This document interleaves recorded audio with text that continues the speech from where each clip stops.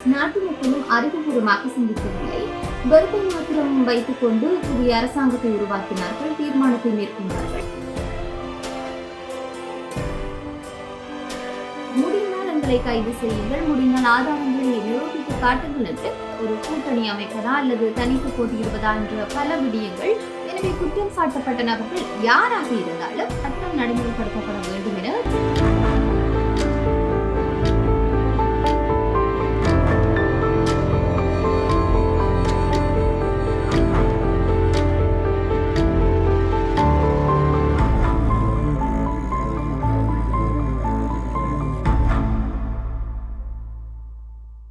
வணக்கம். மற்றொரு காணொலியில் இணைந்து கொள்வதில் மகிழ்ச்சி. இன்றைய தினமும் சில முக்கியமான விடயங்கள் தொடர்பாகத்தான் இன்றைய காணொலியில் பார்க்க போகின்றோம். அந்த வகையில் ஆட்சி மாற்றம் இடம்பெற்று புதிய ஒரு அரசாங்கம் தோற்றுவிக்கப்பட்டாலும் அதனுடைய நிர்வாக கட்டமைப்பில் மாற்றங்கள் எதுவும் செய்யப்படவில்லை என்கின்ற விமர்சனம் பரவலாக முன்வைக்கப்படுகின்றன. இதன் அடிப்படையில் பார்க்கின்ற போது ஜனாதிபதி அனுகுமார திசாநாயக்க முன்னாள் ஜனாதிபதியான மஹிந்த ராஜபக்ஷ அவருக்கு எதிரான நடவடிக்கைகளை உடனடியாக எடுப்பதற்கு தயங்குவதாக பேராசிரியரான, அதாவது கொழும்பு பல்கலைக்கழகத்தினுடைய பொருளியத்துறை பேராசிரியரான எம் கணேசமூர்த்தி குற்றம் சுமத்தி இருக்கின்றார். குறிப்பாக சொல்ல போனால் இந்த அரசாங்கமானது அந்த மஹிந்த ராஜபக்ஷ குடும்பத்தினருக்கு எதிராக உடனடியான நடவடிக்கைகளை எடுக்க தயங்குவதாகவும், அவர்கள் அந்த தயங்குவதற்கான காரணம் என்னன்னு சொன்னா, உடனடியாக கைது செய்கின்ற நடவடிக்கைகள் எடுப்பதையும் பார்க்க அவர்களுக்கான குற்ற செயல்கள் தொடர்பான தகவல்களை திரட்டி அதனூடாக கைது நடவடிக்கைகள் இடம்பெற்றால்தான் மிகவும் நன்றாக இருக்கும் என்பதை அரசாங்கத்தினுடைய ஒரு கருத்தாக இருக்கின்றது. அந்த வகையில தான் அவர்களுக்கான ஒரு ஆதாரங்களை திரட்டுவதை தான் இந்த அரசாங்கம் முக்கிய குறிக்கோளாக கொண்டிருக்கின்றன. குறிப்பாக சொல்லப்போனால் நாமல் ராஜபக்ஷ ஒரு கருத்தை முன்வைத்திருக்கின்றார். அதாவது முடிந்தால் எங்களை கைது செய்யுங்கள், முடிந்தால் ஆதாரங்களை நிரூபித்து காட்டுங்கள் என்று வெளிப்படையாகவே நாமல் ராஜபக்ஷ கருத்தை வெளியிட்டிருந்தார் என்றும் அரசாங்கத்திற்கு நேரடியாகவே சவால் விட்டிருக்கின்றார் என்பதும் குறிப்பிடத்தக்கது.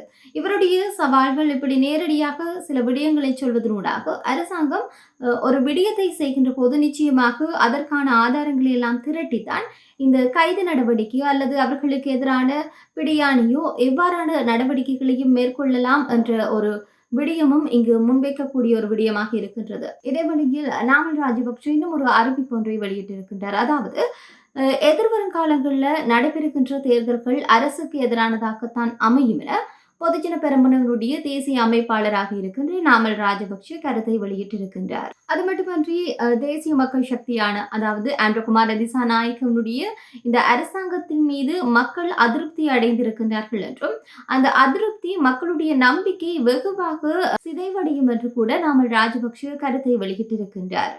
பொதுஜன பெரமுன காரியாலயத்தில் நேற்றைய தினம் இடம்பெற்றுள்ள கலந்துரையாடலின் பின்னர் தான் அவர் ஊடகங்களுக்கு கருத்து தெரிவிக்கின்ற போது இந்த விடயத்தை அவர் கூறியிருக்கின்றார். அவர் மேலும் தெரிவிக்கின்ற போது 2025 ஆண்டிற்கான வரவு செலவு திட்டம் மேற்கொள்ளப்படுகின்றது. இந்த மார்ச் மாதம் அது சமர்ப்பிக்கப்பட இருக்கின்றது. இப்படிப்பட்ட நிலையில வரிகள் திருத்தம் மேற்கொள்ளப்படுகின்றன. காலையில் தான் வரிகள் திருத்தம் செய்யப்படுவதை அறிந்து கொள்ளக்கூடியதாக இருக்கின்றது.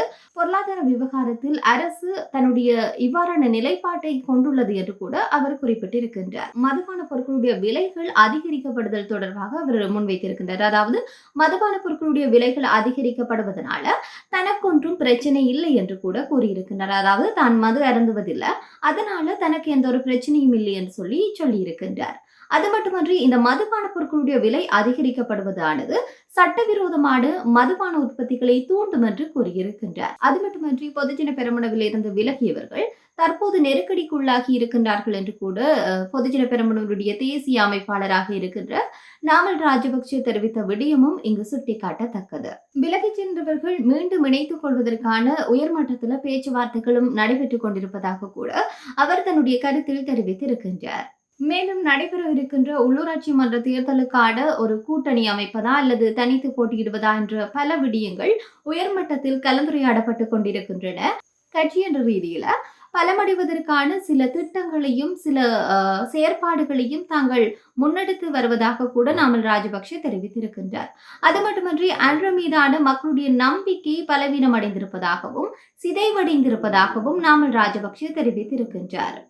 ஆகவே எதிர்வரும் காலங்களில் நடைபெறுகின்ற இந்த உள்ளூராட்சி தேர்தல் தொடர்பான பல விடயங்களை தாங்கள் முன்வைப்பதாகவும், ஆனால் எதிர்வரும் காலங்கள்ல இடம்பெறுகின்ற இந்த தேர்தலில் அரசு நிச்சயமாக அது அரசுக்கு எதிராகத்தான் அமையும் என்று கூட நாமல் ராஜபக்ஷ தெரிவித்திருக்கின்றார்.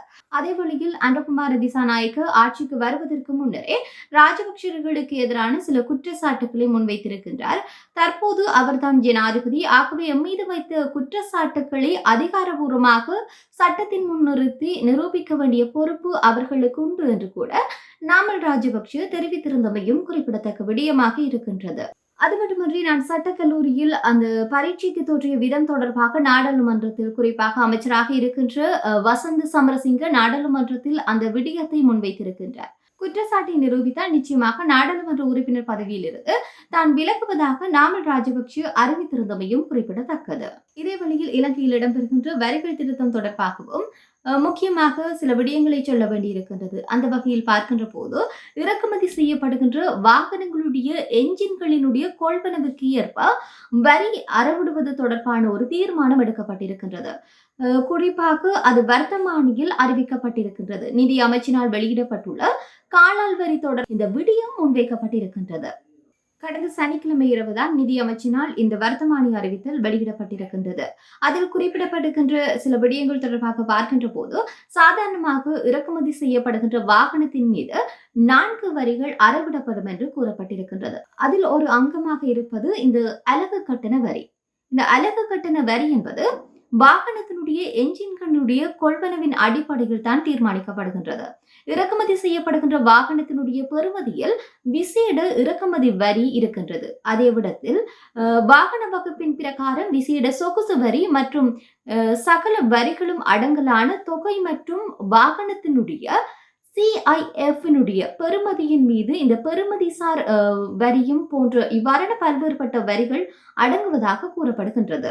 இவ்வாறாக பிரதானமாக 4 வரிகள் உள்ளடங்களாக இந்த இறக்குமதி செய்யப்படுகின்ற வாகனத்துக்கான வரியானது தீர்மானிக்கப்படுகின்றது. இவற்றுக்கு மேலதிகமாக பார்க்கின்ற போது வாகனம் இறக்குமதி செய்யப்பட்டதன் பின்னர் சமூக பாதுகாப்பு பங்களிப்பு வரி மற்றும் வருமான வரி, இறக்குமதி செய்யும் நிறுவனத்தினுடைய லாப பங்கு போன்றன இலங்கையினுடைய வாகனம் ஒன்றை கொள்வன செய்யும் நபருக்கு செலுத்த வேண்டியிருக்கும் என சுட்டிக்காட்டப்பட்டிருக்கின்றது. இந்த விடயம் தொடர்பாக வாகனத்தினுடைய இறக்குமதியாளர் சம்மேளனத்தினுடைய செயலாளர் அரோஷு ரொட்ரிகோ தென்னிலங்கை பத்திரிகை ஒன்றுக்கு வழங்கிய அந்த ஒரு கருத்து பதிவில் தான் இந்த விடயத்தை அவர் முன்வைத்திருக்கின்றமையும் குறிப்பிடத்தக்கது. இதேவேளையில் இறக்குமதி செய்ய அனுமதிக்கப்படுகின்ற திகதி தொடர்பிலான ஒரு தெளிவான அறிவித்தல் வழங்கப்படவில்லை. கடந்த காலங்களில் இந்த விடயம் தொடர்பில் பல்வேறு தரப்பினரும் சாதக பதில்களை வெளியிட்டிருந்த போதிலும் இந்த விடயம் தொடர்பில் அரசாங்கம் இன்னமும் இறுதி தீர்மானம் மேற்கொள்ளவில்லை என்ற குற்றச்சாட்டும் முன்வைக்கப்படுகின்றன. இவ்வாறாக பல விடயங்கள் நடைபெற்றுக் கொண்டிருக்கின்ற போது ஜனாதிபதியாக இருக்கின்ற அனுகுமார திசாநாயக்க இலங்கையினுடைய அந்த சில வழக்குகள் தொடர்பான ஒரு அறிவிப்பு ஒன்றை வெளியிட்டிருக்கின்றார். அதாவது சாட்சிகளுடன் கூடிய வழக்குகளை உடனடியாக விசாரித்து முடிவுக்கு கொண்டு வர வேண்டும் என்று அனுகுமார திசாநாயக்க தீர்மானத்தை மேற்கொண்டிருக்கின்றார். இதேவேளையில் ஜனாதிபதி அனுகுமார திசாநாயக்க மற்றும் சட்டமா அதிபராக இருக்கின்ற பாரிந்த ரணசிங்க ஜனாதிபதி சட்டத்தரணி மற்றும் உயர் சட்ட அதிகாரிகள் ஆகியோருடன் நடைபெற்ற இந்த கலந்துரையாடலின் போதுதான் இந்த தீர்மானம் எடுக்கப்பட்டிருக்கின்றது. சுமார் 2 மணி நேரத்திற்கு இடைப்பட்டதான அவர்களுடைய கலந்துரையாடல் மேற்கொள்ளப்பட்டிருக்கின்றன. குறிப்பாக மக்களுடைய எதிர்பார்ப்புகளை நிறைவேற்றுவதுதான் இந்த அரசாங்கத்தினுடைய முக்கிய வாக்குறுதியாக இருக்கின்றது. அதை நிறைவு செய்வதற்காகத்தான சில திட்டங்கள் மேற்கொள்ளப்படுகின்றது என ஜனாதிபதி அனுகுமார திசாநாயக்க அந்த சந்தர்ப்பத்தில் கூறியிருக்கின்றார். எனவே குற்றம் சாட்டப்பட்ட நபர்கள் யாராக இருந்தாலும் உடனடியாக அவர்களுக்கான சட்டம் நடைமுறைப்படுத்தப்பட வேண்டும் என ஜனாதிபதி அனுகுமார திசாநாயக்க சுட்டிக்காட்டியிருக்கின்றார். இதேவேளையில் தேர்தல் வெற்றிக்காக தேசிய மக்கள் சக்தி வழங்கிய சாத்தியமற்ற வாக்குறுதிகளில் அந்த அரசாங்கத்திற்கு எதிராக திரும்பி இருக்கிறதாக முன்னாள் பிரதி சபாநாயகராக இருக்கின்ற அஜித் ராஜபக்ஷ கருத்தை வெளியிட்டிருக்கின்றார். ஹம்பாந்தோட்டை பகுதியில் ஞாயிற்றுக்கிழமை இடம்பெற்ற ஊடகவியலாளர் சந்திப்பின் போதுதான் அவர் இந்த விடயத்தை தெரிவித்திருக்கின்றார். நாட்டு மக்களும் அறிவுபூர்வமாக சிந்திக்கவில்லை, வெறுப்பை மாத்திரம் வைத்துக் கொண்டு புதிய அரசாங்கத்தை உருவாக்கினார்கள், தீர்மானத்தை மேற்கொண்டார்கள். இந்த தீர்மானம் அவர்களுக்கு எதிராக திரும்பி இருப்பதாக கூட அவர் தன்னுடைய கருத்தில் தெரிவித்திருந்தமையும் குறிப்பிடத்தக்கது. இவ்வாறாக பல விடயங்கள் இலங்கையில் இடம்பெற்றுக் கொண்டிருக்கின்றன. இனி வரும் காலங்களில் இந்த அரசாங்கம் எத்தகைய மாற்றங்களை கொண்டு வர போகின்றது என்பதை பொறுத்திருந்து தான் பார்க்க வேண்டும். நன்றி.